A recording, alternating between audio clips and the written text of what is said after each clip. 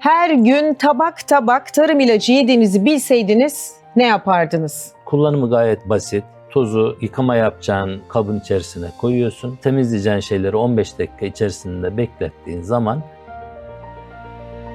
biz zeolitli tuz geliştirdik. Evet. Yemeğe o tuzu koyduğunda yemek adeta tencerede organik hale geliyor. İçerisine azıcık zeolit koyduğunuzda akrilamiti bağlıyor. Ve İçine koyabilir miyiz? Tabii elma sirkemizi yapacağız. Yemeklerde, yemek arasında, yemek yerken 1 veya 2 yemek kaşığı elma sirkesini biraz suya karıştırıp içeceğiz. Bilmiyorum midyeyle aran nasıl? Tamam. Zeolitle korkma bundan sonra. Bir de demiştim güvenle kullanabileceğimiz roll-on gibi bir şey üretseniz demiştim. Ürettim. Gerçekten. Onun fikir annesi sensin. Ay çok çok mutlu oldum, ben ağlarım.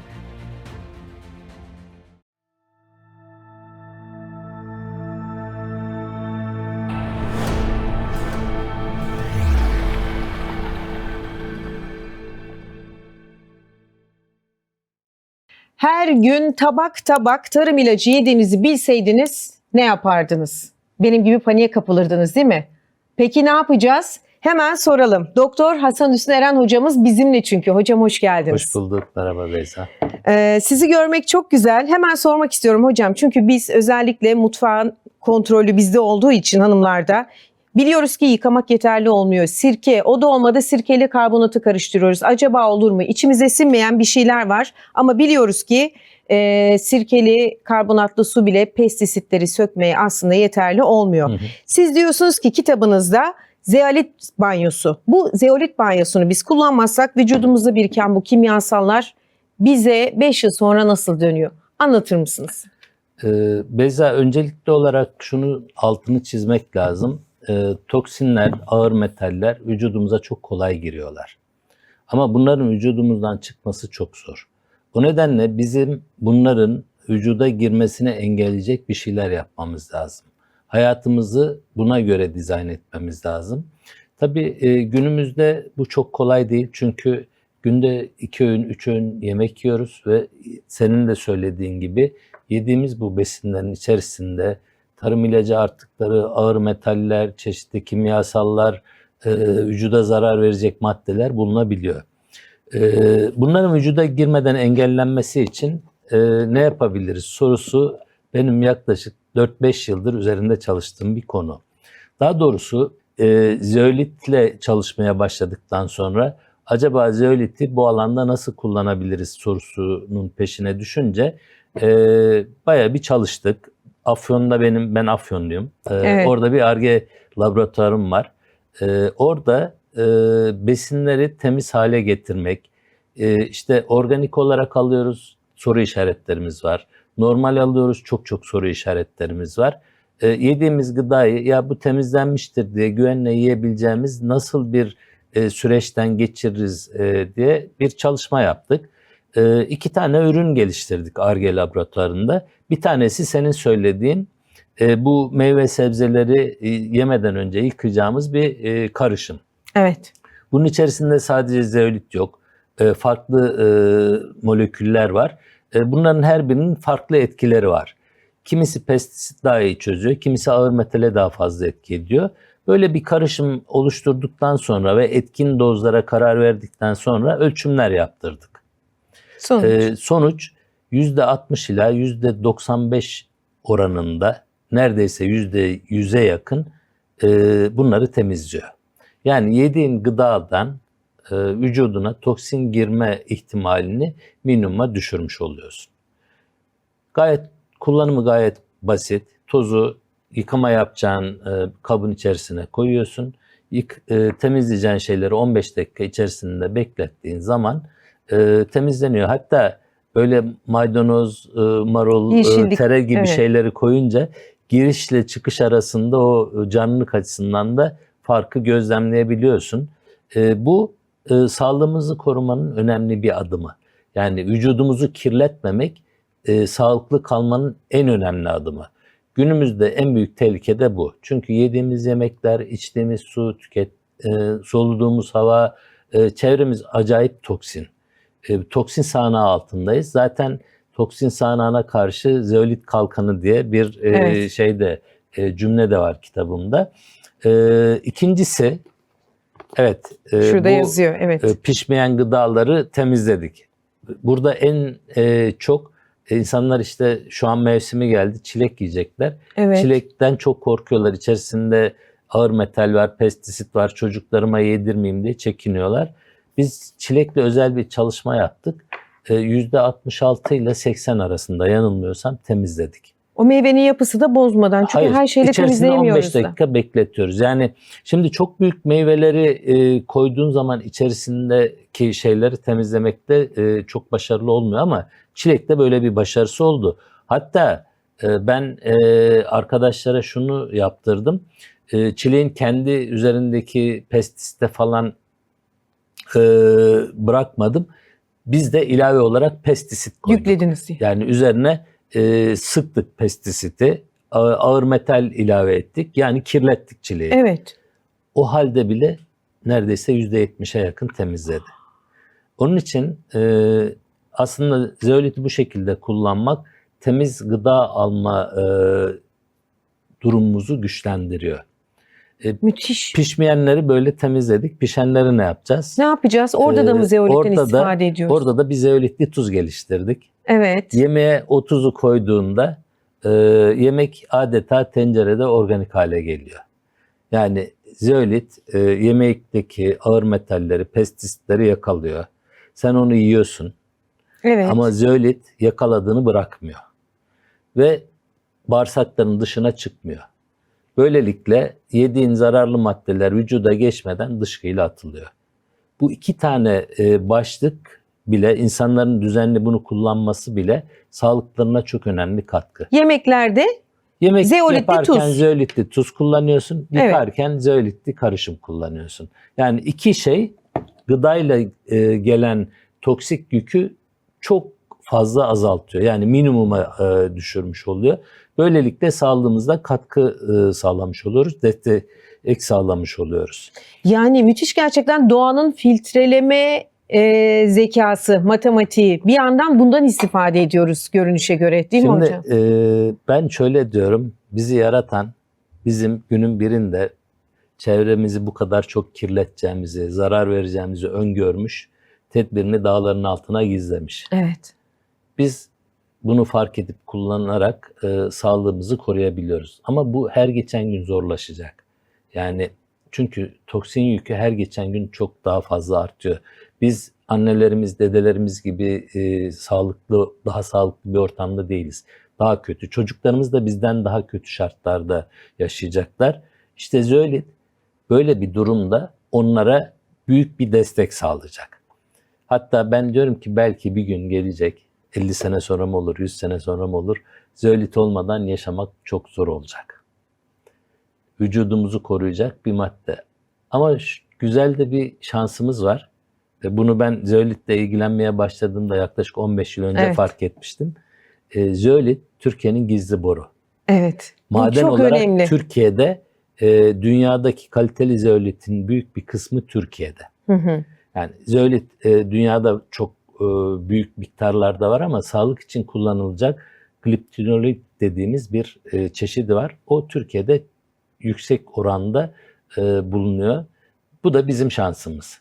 Yani Bizim bu zenginliğimiz, topraklar evet. bize toksinlerden arınma konusunda da güzel bir destek veriyor. Bluetooth'tan istifade etmek için işte zeoliti hayatımızda neden olmalıyı şimdi konuşuyoruz. Peki hocam, sağlığımız için kullanılan zeolit diye bir vurgu yaptınız. Evet. Bildiğim kadarıyla kitabınızdan ve yıllardır ben zeoliti zaten pandemi zamanında hocamla tanıdım. O yüzden tanışmadan önce de kullanıyordum. İyi zeolit, kötü zeolit mi var? Yani yanlış zeoliti bilinçsizce herhangi bir yerden bulduğumuz zeoliti kullanıp da kendimize hastalığa sebep olma gibi bir hataya düşebilir miyiz? Şimdi şöyle, zeolitin çok farklı çeşidi var.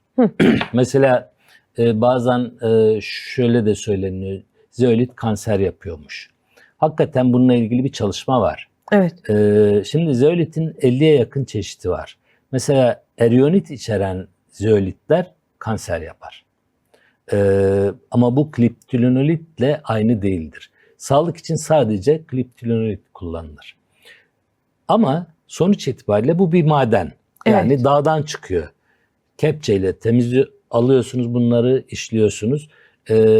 Zeolit çok farklı alanlarda kullanılıyor. Türkiye'de de sağlık zeoliti bilinmediği için zeolitin işlenmesi endüstriyel amaçla yapılıyor. Yani kedi kumu da bir zeolit çeşididir. Evet. Kedi kumu için üretilen bir zeoliti insanın sağlığı için kullanması tabii ki istenilen etkiyi oluşturmaz. Zeolitin insan tarafından kullanılabilmesi için özel bir işlemden geçirilmesi, aktifleştirilmesi, temizlenmesi, arınması, partikül boyutunun belli bir dereceye küçültülmesi gerekir. Bu işlemlerden geçtikten sonra sağlık zeoliti olur. Yoksa kedi kumu da kullanabilirsiniz ama kedi kumu sonuçta. Evet. O nedenle zeolitle ilgili sağlık zeoliti olması önemli. Ben şimdi Ar-Ge laboratuvarını kurduktan sonra sağlık zeoliti üretmek için deneylere başladık. Sonra baktık, biz bir yöntem bulduk. Bu yöntem dünyada yok. O zeoliti işlemeyle ilgili, aktifleştirmeyle ilgili. Hatta zeolitin bu zararlı maddeleri yakalaması ile ilgili bir ölçüm şeyi vardır. Genelde dağdan çıkan da 0,5'te 1 arasındadır. Hı hı. İşlediğiniz zaman bunu 2-2,5 yaparsınız. Dünyadaki genelde zeolitlerde bu orandadır rakam. Biz bunu bu yöntemle 6'ya çıkarttık. Yani zeolit bir mıknatıs gibidir. Böyle metali almak için yanına yaklaştırmadan uzaktan tuttuğunda bile çekiyor. Böyle bir güç gibi düşünün. Bunu yaptık ve buna bir patent müracaatında bulunduk. Evet. MHA zeolitte bir patent müracaatımız var. İnşallah bu patent işlemleri sonuçlandığında bu teknolojiyi, bu yöntemi patentlemiş olacağız. İnşallah. Ve bu da bize dünyanın en aktif ve en etkili zeolitini üretme imkanı sunuyor. Şimdi bir madeni dağ başından aldığınız gibi kullanılıyor. Mesela kömür de bir maden. Hı hı. Kömürü sobada yakmak için bile işliyorsunuz. İçindeki taşları toprağa ayırt ediyorsunuz. Yoksa öyle döktüğünüz zaman sobada verim alamıyorsunuz. Zeolit de benzer. Bu işlemden geçmezse o aktifliği yeterli olmadığı için, içerisinde zararlı maddeler bulunabileceği için sağlığımızı destekleyelim derken sağlığımıza zarar verebiliriz.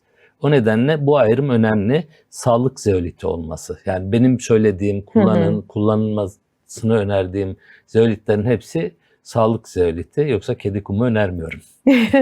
Demek ki her zeoliti kullanmayacağız. Hocamın söylediklerinden bunu anlıyoruz. Ben zaten yıllardır hocama danışmadan ne magnezyumu ne portakal suyumu hiçbir şeyimi rastgele kullanmam. O yüzden bu konuda da güveniyorum ve yine hocama danışarak kullanıyorum. Bu arada ben şeyin altını çizeyim. Buyurun. Sen biraz önce sohbet ederken programa başlamadan demiştin ya kahve için zeolit içiyorum.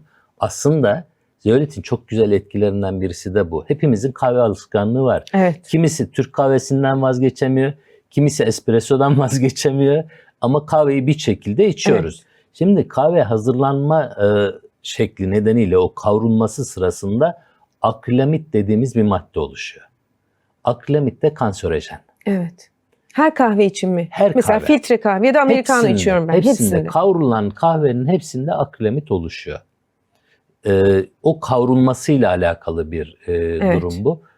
Ama içerisine azıcık zeolit koyduğunuzda akrilamiti bağlıyor.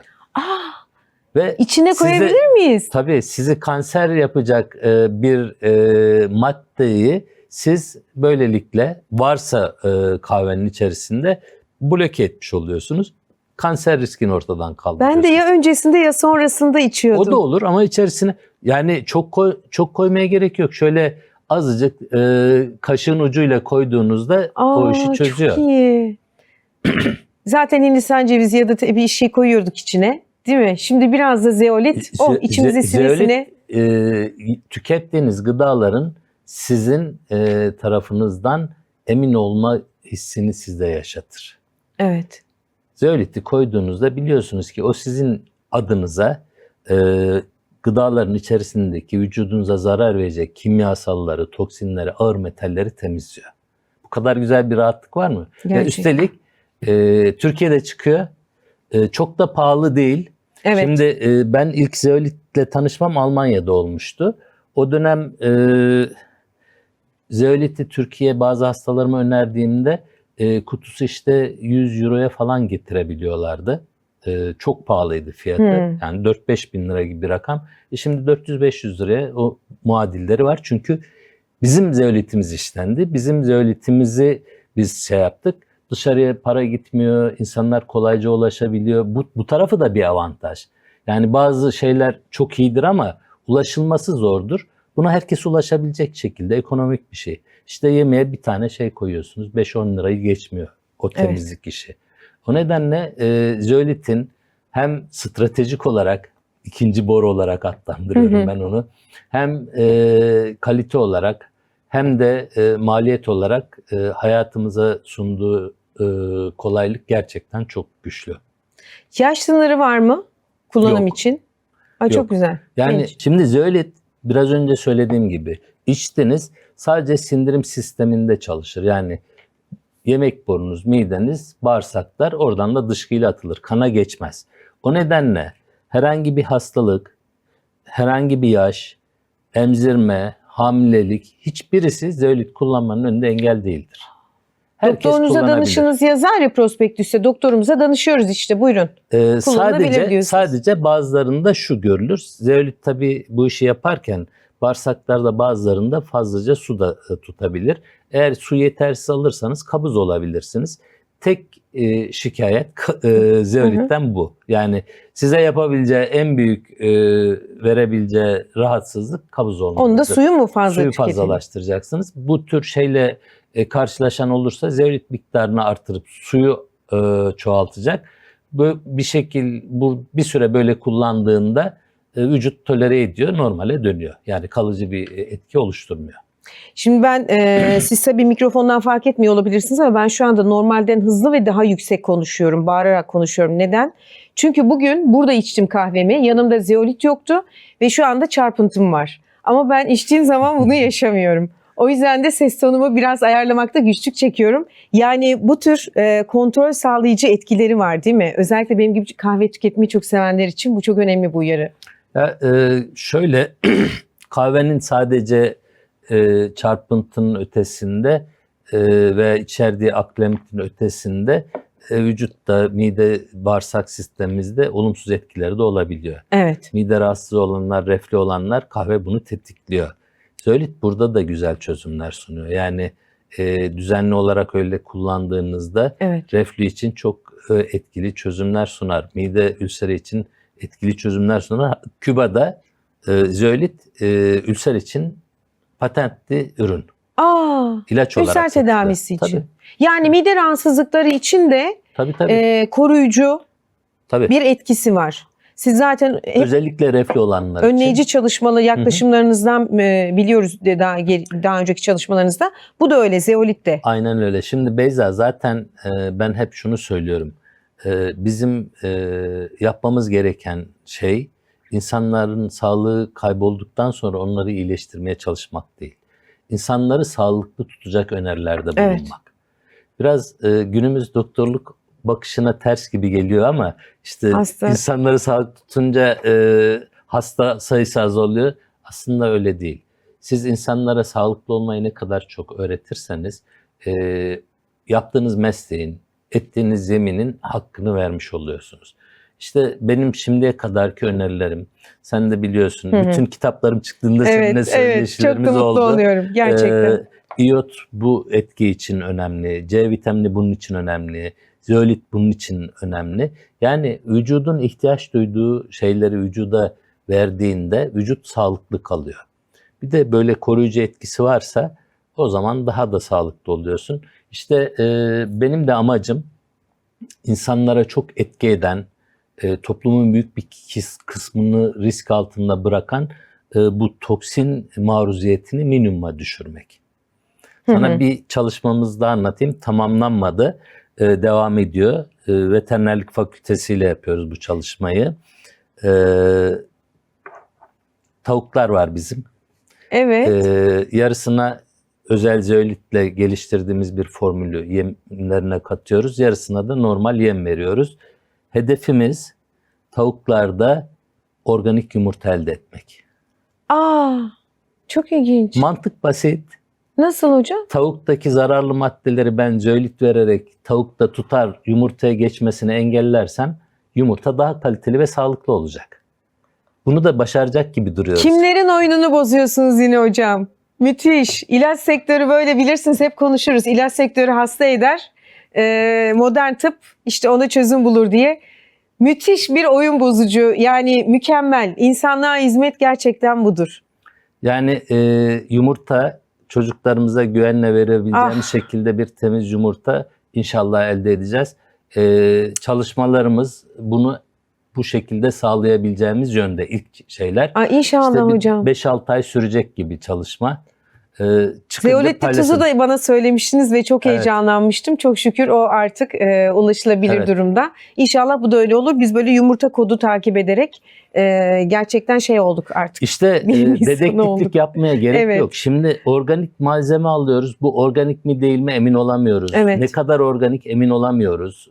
Veya gidiyoruz köy ürünü diye alıyoruz. O daha kirli çıkıyor. Hı hı. Her tükettiğimiz ürünü test ettirmek gibi bir imkanımız yok. Böyle bir şey de yok zaten. Zemin de yok. Zeolit'i bu şekilde kullandığında içini rahatlatacak bir temizlik veriyor. Yani sen ne yaparsan yap zeolit o işini yapıyor. Çünkü zeolitin oluşma şekli, yapısı bunu yapmak için yaratılmış. Bir kafes yapısı var, elektriksel yükü var. Pozitif yüklü her şeyi çekiyor. Şimdi mıknatısı çivilerin üzerinde gezdirip de çivileri yakalamaz diyebilir misin? Yakalıyor. Zeolit de öyle. Toksinle karşılaşınca temizliyor. Onun için hadi kendimizi geçelim, çocuklarımıza sağlıklı, onların sağlığını bozmadan onları besleyebileceğimiz gıdaları verme fırsatı sunuyor bize. O nedenle ben önemsiyorum bunu. Kitabımda da zaten detaylı yazdım. Kitabımda hep beslenmeden, toksinlerden bahsediyoruz ama zeolitin birçok kullanım alanını da yazdım. İşte güzellik maskeleri yapabilirsiniz zeolitle, saçınızla ilgili yıkama sırasında kullanabilirsiniz. Onlar için nasıl kullanacaksınız? Formüller de var. Formüllerini yazdım. Mesela radyasyondan nasıl korunacaksınız? Her yer radyasyon hocam. Bakın radyasyonun ortasındayız. Bu tür radyasyon değil de şimdi günümüzde biliyorsunuz nükleer santraller büyük risk. Özellikle Rusya Savaşı'nda falan bu daha çok gündeme geldi. Bakın Çernobil ve zeolit ilişkisi muhteşem. Evet. Yaşanmış bir olay. Nedir hocam? Patlayan, kontrol edilemeyen radyoaktiviteyi kontrol etmek için santralin üzeri zeolitle kapatıldı. Evet. Ve o radyasyonu zeolit yakaladığı için çevre felaketinin olması engellendi. Yani zeolit böyle de bir katkısı var.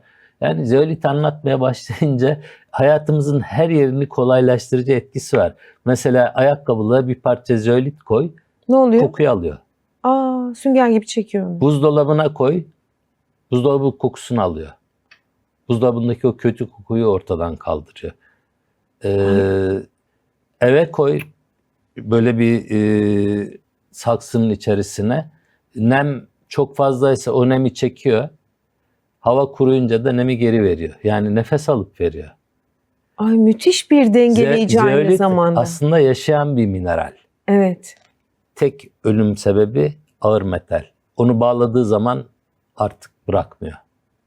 Zeoliti tek o zaman yok müthiş bir savaşçı. Aslında bizim ürünlerimizi bizi temizlerken zeolit intihar ediyor. Evet. O yüzden müthiş bir savaşçı. Evet. Koruyucu kalkan oluyor vücuda. Aynen öyle. Peki bu dışarıdan gelen benim söylediğim radyoaktif etkileri de mutlaka bir savunma mekanizması oluyordur. Bariyer oluşturuyor mu? Şimdi şöyle, bununla ilgili de bir çalışma yapıyoruz. Çok güzel. Bizim bir arkadaşımız var. Tezini üniversitede bunun için bu konuda verdi.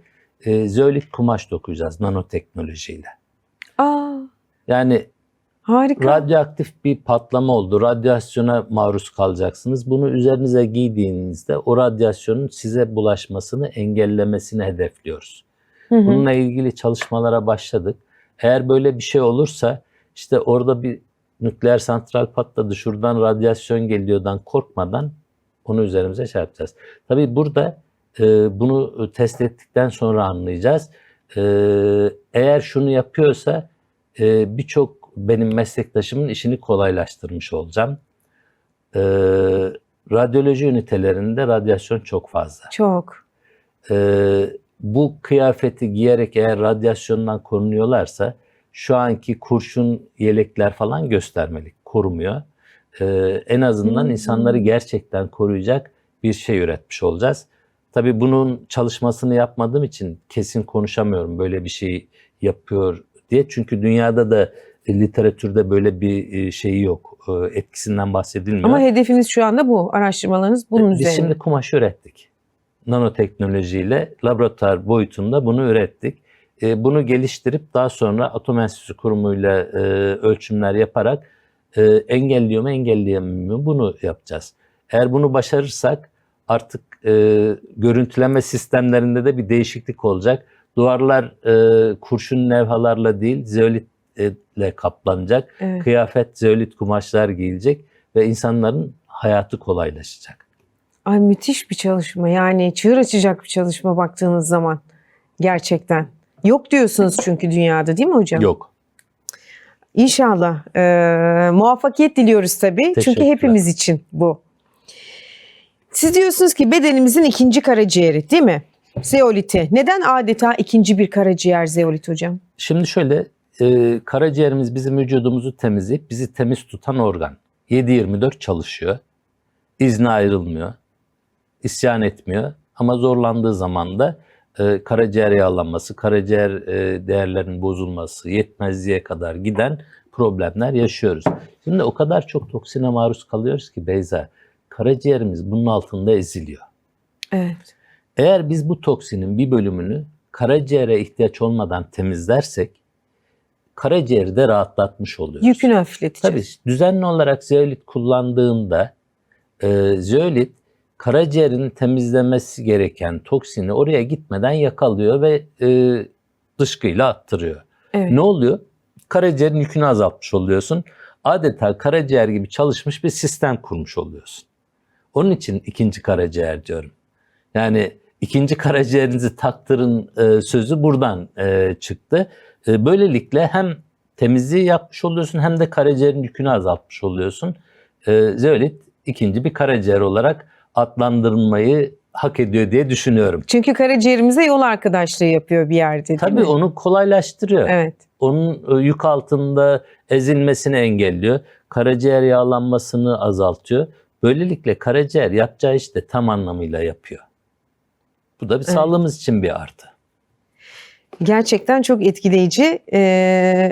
Toksin sağanağına karşı doğal kalkan diyor bakın hocamız. Toksin sağanağı. Yani ben hocam anlatırken düşünüyorum nerelerden hayatımızda toksin sağanağına maruz kalıyoruz gerçekten. Her yerden.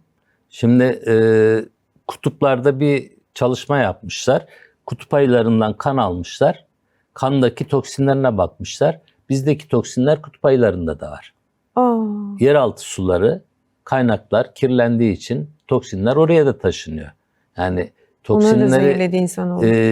ben bir kenara çekildim, bu toksinlerden kurtuldum diyemiyorsunuz. O yeraltı suları, kullandığınız sular, hava, yukarıdan geçen uçakların bıraktığı toksinler, işte yanınızdan, yörenizden giden arabanın çıkarttığı ağır metaller, toksinler bizi rahatsız ediyor ve yük getiriyor. İşte artık biz çevreyi o kadar çok kirlettik ki defansif yaşamak zorundayız. Defans yapacağız.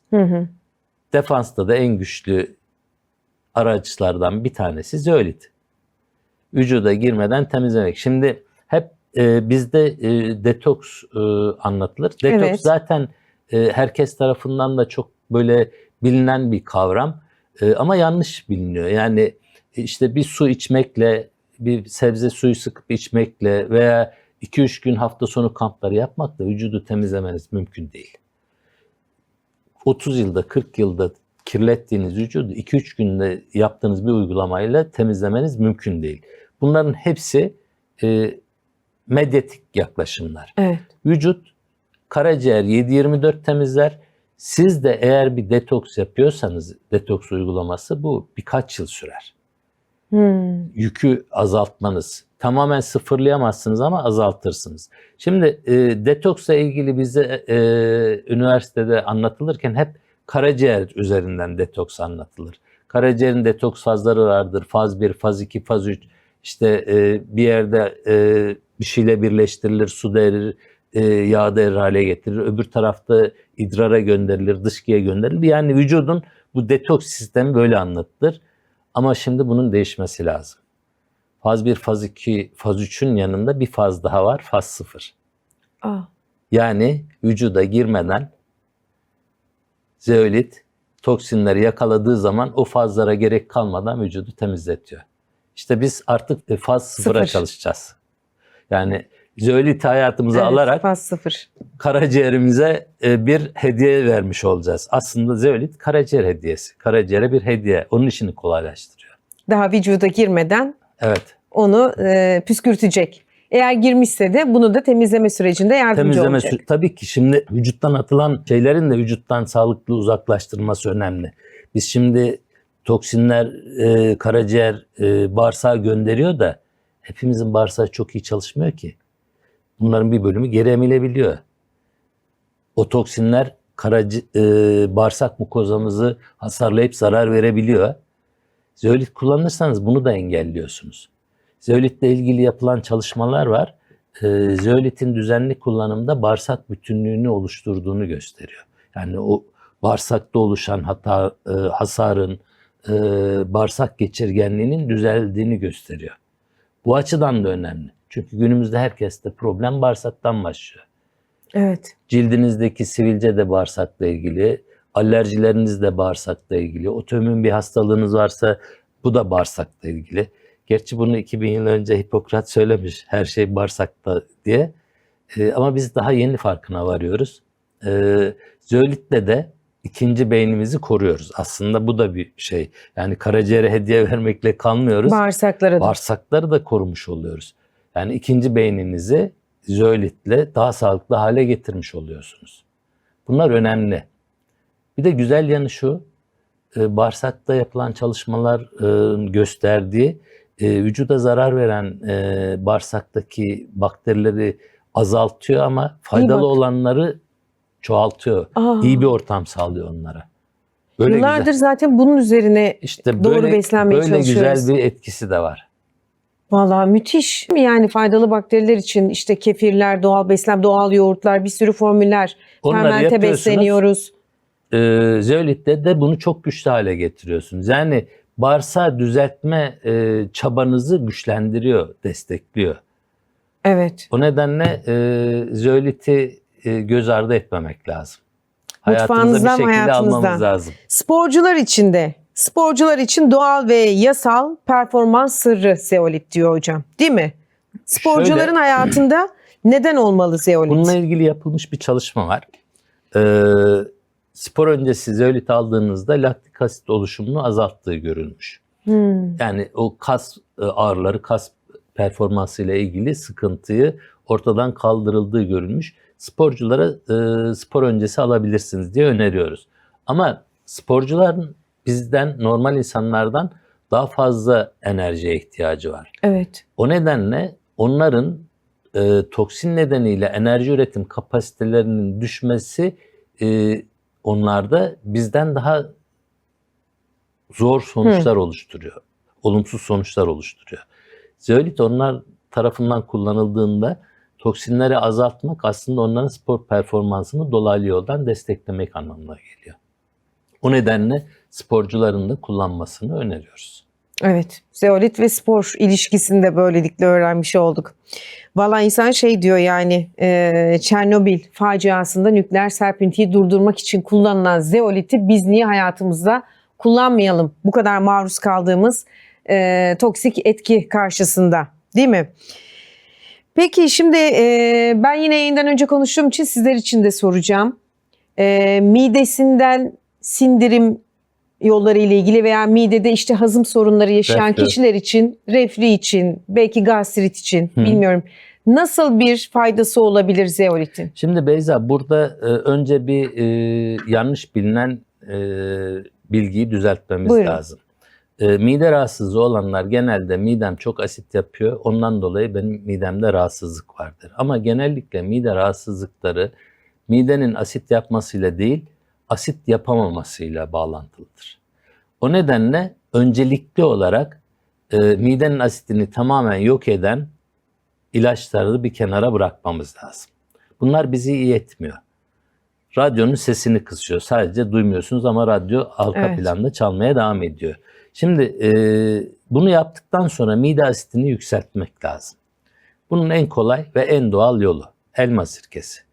Hepimiz kendimiz evde elma sirkesi yapmayı biliyoruz. Formülünü analarımızdan, dedelerimizden, ninelerimizden öğrendik. Elma sirkemizi yapacağız. Yemeklerde, yemek arasında, yemek yerken 1 veya 2 yemek kaşığı elma sirkesini biraz suya karıştırıp içeceğiz. Öğünle birlikte. Öğünle birlikte. Bu mideyi destekleyici etki için. Bir de yemekten yarım saat sonra zeolit tüketeceğiz. Şimdi bu iki kombinasyon belli bir süre kullandığınızda mideyi çok rahatlatıyor. Mideyle ilgili şikayetler ortadan kaldırıyor. Zaten biraz önce söyledim. Evet. Mideyle ilgili bir ilaç kübada bu. Bunu bu şekilde düzenli kullandığınızda mide koruyucuydu, mideyle ilgili o içilen tabletlerdi, şuruplardı falan bunlara ihtiyaç kalmadan rahat bir şekilde siz midenizi iyileştirebilirsiniz. Üstelik bu iyileşme kalıcı ve sağlıklı olur. Herhangi bir yan etki olmadan iyileştirir. İnşallah. Yani benim gibi uyku uyuyamayanlar midesinden bu sorun nasıl bir şey, gelin de sorun yani. O kadar uykulardan sıçratan, nefes borusuna kaçan bir şey. Sen ve senin durumunda olanlar tabii yüksek yastıkta yatacaklar bu düzelene kadar ama gece yatarken de yatmadan önce zeolit içerlerse o gece hissettiğin ağrı, rahatsızlık düzelmiş olur. Yani rahatlatmış olur seni. Böylelikle belli bir süre kullanımdan sonra zaten kullanım sırasında rahatlamayı fark edeceksiniz. Kimyasal herhangi bir şey kullanmak yerine 2 tane doğal ürünü önerdim. Şurup içmek yerine. İkisini de elde etmek çok kolay. Evde yapın elma sirkesi ve bol zeolit. tüketin. Nasıl kullanacağız diyenler lütfen buradan yakalıyorsanız geriye dönük izleyin. Bu arada 3 etti değil mi? Kafein tüketiyorsa sabahları sabah içiyor. İçebilir. Hatta kahvesine çok az koyabiliyor. Zeolitle ilgili bir toksik doz yok. Öyle bir doz sınırı koymaya gerek yok. Kepçeyle doldurup zeoliti içse vücuduna zarar veremez. Güzel. Onun için yani günde 2 içti, 3 içti, 4 içti ne kadar ihtiyaç varsa. Tamam, şimdi oldu. Mesela ben şimdi yurt dışına falan gezilere gittiğinizde o yolculuğun oluşturduğu stres, yemeklerin değişmesi falan midemizde rahatsızlık yapıyor. Ben hemen 2 saşe zeoliti karıştırırım, içerim. Rahatsızlığım geçmemişse 1 saat sonra bir tane daha içerim. Yani şey değil, doz vücuda zarar gibi vermez, bir risk doz yok. aşımı gibi bir risk yok. Bu arada şeyi söyleyeyim, Buyurun. Seyahat edenlerin falan sık başına gelir, ishal olurlar. Evet. Zeolit ishali çok iyi keser. Çok güzel. Saat başı ishal olan kişi 1 veya 2 saşe suya zeolit karıştırıp içtiğinde 2-3 defa içtiğinde ishali rahatlar. Yani zeolitin etkileri de çok fazla. Şimdi ben anlattığım moleküller bu kadar çok fazla şey etki edince ona da mı iyi geliyor, ona da mı iyi geliyor? İyotta da aynı şey olmuştu. Öyle oldu değil mi? C vitamininde oldu. Bunda da öyle. Ama aslında bize böyle moleküller lazım. Bir molekülün birçok şeyi iyi etmesi, birçok şeye iyi gelmesi hayatımızı daha da kolaylaştırıyor. Yani şimdi zeoliti mesela evinizde zeolit var. Elinizi kestiniz. Kanıyor. Üzerine zeolit yapın. Kanamayı durdurur.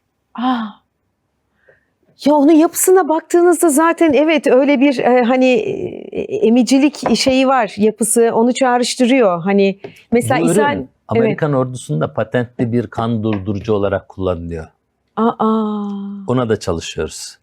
Türkiye'de böyle bir kan durdurucu etki gösteren zeolit formülü yapacağız inşallah. İçeriği belki hatalı olmakla birlikte çocukken kanı tebeşir tozuna falan basardık mesela. Bakın şimdi yapısal formundan bahsediyorum. Düz mantık. Veya siz dediniz hani ishali keser. Rahmetli anneannem Türk kahvesi içirirdi mesela. Şimdi yapısına bakıyorsunuz. Yani o emicilik mi tabii içeriği çok farklı. Ama yapısal olarak baktığınız zaman zaten o hissi uyandırıyor sizde. Evet, emicilik hissinden dolayı. Evinizde, doğada şifa cebinizde var. bir şekilde zeolit bulundurmanız sizin karşılaştığınız birçok problem için fayda sağlar. Mesela yanıklarda, güneş yanığında pudra olarak, açık yaralarda yarayı iyileştirmek için pudra olarak kullanabilirsiniz. Ayağınız kokuyordur. Ayağınızı yıkayıp zeolit yapıp çorabı öyle giyin. Ayak kokusunu rahatlatır. Yani zeolitin hakikaten hayatınızı kolaylaştıracak çok fazla etkisi var. Güneş yanıklarına da mı iyi geliyor? Tabii.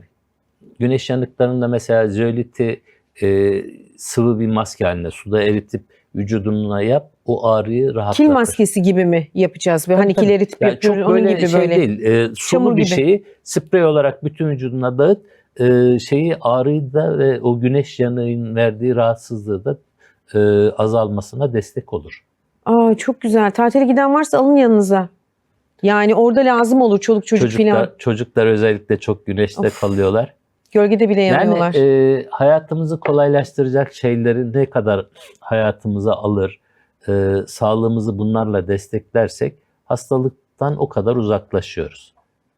Zaten bir de şu var hocam, az önce söylediniz ya hani doz aşımı yok diye, orada şunu düşündüm. Kimyasal ilaçlarda bir şey alıyorsunuz, onun başka bir şeye yan etkisi oluyor. Onu dengelerken onun yan etkisi başka bir şeyi tetikliyor. Onu baskılarken hani şimdi bu baktığımız zaman işte iyota baktığımız zaman, buna baktığımız zaman, C vitaminine baktığımız zaman öyle bir şey yok. Hani birinin diğerini bloke etmesi gibi bir şey yok veya tetikleme etkisi yok. Çok dengeli bir süreç. Ben bir şey söyleyeyim. Buyurun. Sözünü kestim. Estağfurullah. Günümüzde çok moda olduğu için aklıma geldi, altını çizmek istedim. Günümüzde herkes longevity peşinde. Evet. Yani yaşını sağlıklı yaşamak, ileri yaşlarda sağlıklı olmanın peşinde. Herkes çeşitli longevity uygulamaları, longevity molekülleri falan kullanıyor. Aslında longevity zeolitle başlar. Harika. Neden? Neden? Sana seninle ilgili bir örnekle anlatayım bunu. Tamam. Sen şimdi çok iyi bir aşçısın. Çok iyi yemek yapıyorsun. İnşallah öyledir. Evet. Pazara gittin, organik Evet. sebzeni, meyveni aldın, eve geldin, yemek yapacaksın. Girdin mutfağa. Mutfakta tencere, tava, her şey kirli. Sen aşçılığını gösteremezsin. Evet. Tencere, tava kirliliği olduğu için yemek yapamazsın, aç kalırsın. Şimdi longevity için avuç avuç ilaçlar öneriliyor. Vücut temiz değil. Önce vücudu temizleyeceksin. Yani mutfaktaki kirli tencere, tavayı temizlemen lazım. Evet. Bunu zeolit yapar. Bunu yaptıktan sonra üzerine kullanmayı önerdiğin destekler işte. Kimisi magnezyum veriyor, kimisi başka bir molekül öneriyor. Yani bunlar doğru mu? Doğru. Ama zemin temiz değil. Bunlar verdiğin etki elde edemiyorsun. Zemini temizleyip bunları verdiğin zaman işte o zaman longevity etkisini elde ediyorsun. Ya, Genç kalmak için de zeolite ihtiyaç var. Evet, longevity zeolitle başlar. Unutmayın. Çok güzel. Ben magnezyum da kullanıyorum, safran da kullanıyorum uyku için. Tabii Hep ki. hocama danışarak kullanıyorum ama. Hangisini kullanın derseniz onu hesabımda zaten ara ara paylaşıyorum. Şimdi bir şey diyemem.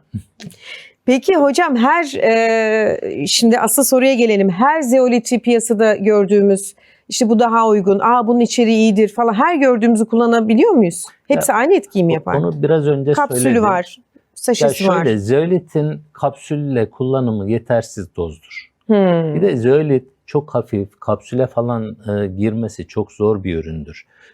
O nedenle kapsülde aldığınız zaman çok az etki eden bir şey. Mesela 6-7 tane kapsülü bir anda almanız lazım ki bir etkili doz oluşturabilin. O nedenle kapsül formlarını falan önermiyorum. Saşe formu.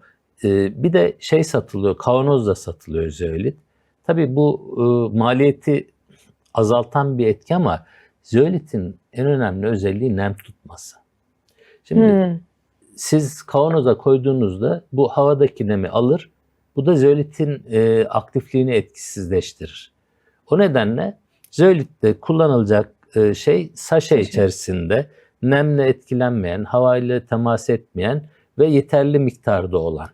Yani genelde bir öğünde 2-2,5 gram, 3 gram gibi, bazılarında 5 gram gibi. Öyle genelde saşeler 2-2,5 gram zeolit. Bir tane veya 2 tane kullandığınızda yetiyor ama kapsülde bu dozu elde etmeniz çok zor. 4-5 tane kapsül yapmanız lazım. Eğer kapsülün içerisinde 1 gram zeolit var diyorlarsa o zeolit değildir, kedi kumudur. Aa. Çünkü zeolit çok hafiftir. Evet. 200-300 miligram gerçek zeoliti, etkili zeoliti kapsülün içerisine ancak sokarsınız. 2 gram için 7-8 tane alman lazım. O nedenle zeolit böyle ne kavanoz ne kapsül. Saşe içerisinde olan formlarını öneririm. Dozu ayarlanmış, sizin de kullandığınız böyle yani bir marka var değil mi piyasada? Dozu ayarlanmış derken 2-2,5 gramlık doz bu söylediğinizi yapmaya yeter. Yetmiyorsa 2 tane alırsın. Yetmiyorsa 3 tane alırsın. Dediğim gibi fazla şeyin zararı yok. Ama genelde bir saşa yeterli olur. Herkesin rahatlıkla ulaşabileceği bir marka var. Ben hocamdan öğrendim çünkü. Evet. Şimdi şöyle, hocam hangisi diye yazacaklar şimdi. Şimdi şöyle Beyza, zeolit aslında Türkiye'de ruhsatlandırılabilen bir ürün değildi. Bundan 8 yıl önce Tarım Bakanlığı Bilim Komitesi'ne ben zeolitle ilgili bir sunum yapıp zeoliti pozitif listeye aldırdım. Ondan sonra zeolit ruhsatlanabilir bir ürün haline geldi. Sonra da ben birkaç kongrede zeolit anlattım. Evet. Bir baktım 50'ye yakın zeolit markası oluştu. Şimdi zeoliti çok iyi biliyorum ben. Evet. Sağlık zeoliti olarak satılıyorlar ama sağlık zeoliti olarak üretilmemiş çoğu. O nedenle zeolitle ilgili ben kendimi çektim. Ar-Ge çalışmalarına verdim.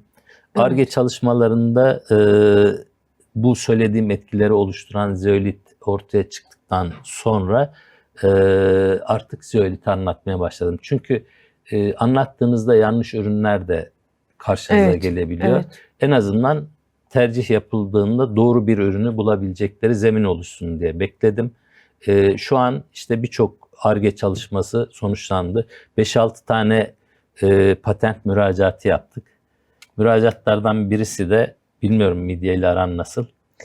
Seviyordum da sonra korkmaya başladım. Biz çocuklarla çok seviyorduk ama. Zeolitle korkma bundan sonra. Şöyle, buna da patent müracaatında bulunduk.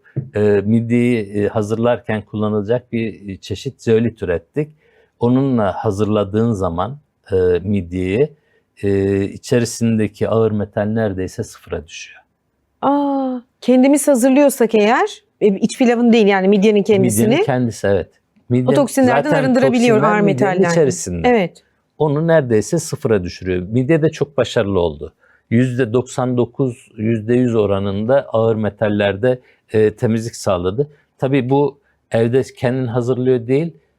Muhtemelen bu ürünü midye hazırlayacak kişiler de kullanıp daha sağlıklı midye insanlara sunarlar. Tabii ki gönül ister ki öyle olsun. Biz de rahatlıkla artık böyle yiyebilelim yani. Özel mekan arayarak ya da acaba mı diye soru işaretleri olmadan tüketebilelim. Evet. Demek midye yani damak zevkimize de bir çözüm buldu. Evet. Zeolit. Vallahi müthiş. Hocam çok gerçekten en başta söylediğim gibi önleyici yaklaşımlarınızla biz sizi tanıyoruz zaten. Tıbba bakışınızın bu olduğunu biliyoruz. Yani insanlık için olması gerektiği şekilde tıp. O yüzden bu holistik yaklaşımları her zaman merakla takip ediyoruz. Söylediğim gibi zeolitli tuzu çok merak ediyordum. Artık hazır. Hatta ben sizden talep etmiştim. Hatırlar mısınız? Evet. Şimdi söyleyeyim yayında. Bunu konuşurken hocam bir de demiştim. Güvenle kullanabileceğimiz roll-on gibi bir şey üretseniz demiştim. Ürettim. Gerçekten. Ar-Ge'sini yaptık. Şimdi tabii böyle konuşurken talepler geliyor. Bizim aklımıza gelmeyen şeyler. Onu da sen söyleyince ya bir yapalım nasıl oluyor bu diye. Yemin ediyorum konuşmadık yayından önce. Yemin ediyorum size, bana inanıyorsanız. Evet. Rollon'un kokusu yok. Yani sürüyorsun sıfır koku. Tamam. Sürdükten sonra da sıfır koku. O ter kokusunu tamamen alıyor. Üstelik sadece zeolit değil, iyot da var içerisinde. Öyle bir formül. İkisi çok güzel. Çok rahat kullanabileceğiniz. Hatta Ar-Ge çalışması yapılıp örnekler gelince eşime vermiştim. O çok kullanır şeyi. Eşim kullandı, çok memnun kaldı. Bitti. Dedi bunun devamı nerede? Dedim hanım Ar-Ge'den geldi bu, başka yok. Ben dedi bunun devamını istiyorum. Eşime özel üretim yaptırdık Ar-Ge şeyinden. Ne güzel. Sevgiler, o selamlar kullanıyor. Etkisini de onunla da test etmiş olduk. Yaptığımız laboratuvar çalışmalarıyla da gördük. koltuk altındaki kokuyu temizliyor. Orada bakteri üremesini engelliyor. Ve tabii ki zaten Böylelikle temiz içerik. Onu çok söylemeye doğal bile tabii ki. gerek yok. Yani, Evet. Asıl korkumuz ya o şimdi çünkü. Beyza, benim önerdiğim ürünler yiyebileceğiniz ürünler. Daha ne olsun? Yani daha ne yiyebileceğiniz olsun? kalitede ürünler. Mesela zeoliti biz çinkoyla zenginleştirip elde ettiğimiz zeolitle diş macunu yaptık. Zeolitli diş macunu. Soranlara diyorum ki karnınız acıkınca ekmeğin üzerine sürüp yiyebilirsiniz. O kadar temiz içerik yani. Aynen öyle. Yani şimdi tabii bu ifadeler temizliği vurgulamak için bazı şeyleri yaparken bir takım birleştiriciler falan kullanıyorsunuz ama içinde zeolit olduğu için onların olumsuz etkisini zeolit zaten yok ediyor. Hı hı. Ve ağzınızı onunla fırçaladığınızda ağzınızdaki diş taşları, yara oluşumu, bakteri dengesinin, probiyotik ağız flora dengesinin bozulması gibi şeyleri rahatlatmış oluyorsunuz. Sağlık ağızdan başlıyor deniyor. Zeolit Evet. orada da bir olumlu etki yapıyor. Ay harikasınız, diş macunu. Valla rolon, benim çok istediğim şey, çok sevindim şu anda gerçekten. Bir an önce ulaşmak istiyoruz hocam. Ben senin o söylediğini hatırlasam Ar-Ge'de ürettiğimiz şeyleri sana da test olarak kıymetli. gönderirdim. Ya yeter ki çıksın hocam. Hatırlıyorsunuz değil mi? Öbür stüdyoda evet. konuşmuştuk. Evet. Başka bir üründen bahsediyordunuz hatta. Hocam demişim yani bu kanser riski dolayısıyla işte kist tehlikesi dolayısıyla biliyorsunuz, hanımlar bilir zaten, temiz içerikli rolon bulma kaygımız vardır. Evet. Ne olur demiştim üretseniz, ama iyotlu mu, yani iyotlu, zeolitli, bu da bonus oldu artık yani, daha Evet. ne olsun. Ama şimdi Beyza, Ar-Ge çalışmaları çok kolay değil. Evet. Uzun sürüyor. Etkili dozu, içeriği oluşturmak falan. Ama umarım güzel, senin de kullanabileceğin bir şey olacak. Ay inşallah. İlk ürün İnşallah. çıktığında sana göndereceğim. Ay yeter ki çıksın, Çünkü- kadınlar hem cinslerimin hizmetine Çünkü- sunsun, beylerin de tabii. Çünkü onun fikir annesi sensin. Ay çok mutlu oldum, ben ağlarım. Çok mutlu oldum gerçekten. Çünkü çok hassas olduğumuz konu bilinçli kadınların rolon seçimi. O yüzden ucuz diye her şeyi almayız. Ama aldığımızdan emin olmak biraz böyle bir zor bir süreçtir, değil mi? Hakikaten Allah söyletmiş. İnşallah hocam, iyi ki varsınız ya. Ömrünüze bereket. Teşekkür Gerçekten ilminize, bilminize bereket. Toksin sağlığına karşı doğal kalkan zeolit. Her yönüyle zeoliti konuştuk. Yine başta söylüyorum, ben pandemi zamanında, Allah var, hiç tanışmadan önce belki birçoğunuz gibi hocamdan öğrenip zeoliti, diğer ürünler gibi, mesela iyot gibi kullanmaya başlamıştım. Kitabı çıktı şimdi. Çok güzel formüller var içinde. Neden, nasıl hayatımızda olmalı? Güzellik içinde. Bakın, sağlıklı formüller verdim içinde diyor hocam. Okuyalım, hayatımıza tatbik edelim, paylaşalım. Ve sağlıklı kalalım. Ve sağlıklı kalalım. Çok teşekkürler hocam. Sağ olun, var olun. Doktor teşekkür Hasan Hüsnü ediyorum. Eren hocam. Çok sağ olasın. Siz de sağ olun. Hay Kitap'tan çıktı efendim yayın. Raflarda ulaşıp alıp okursanız, başucunuzda bulundurursanız sizin için çok iyi olacak. Görüşmek üzere.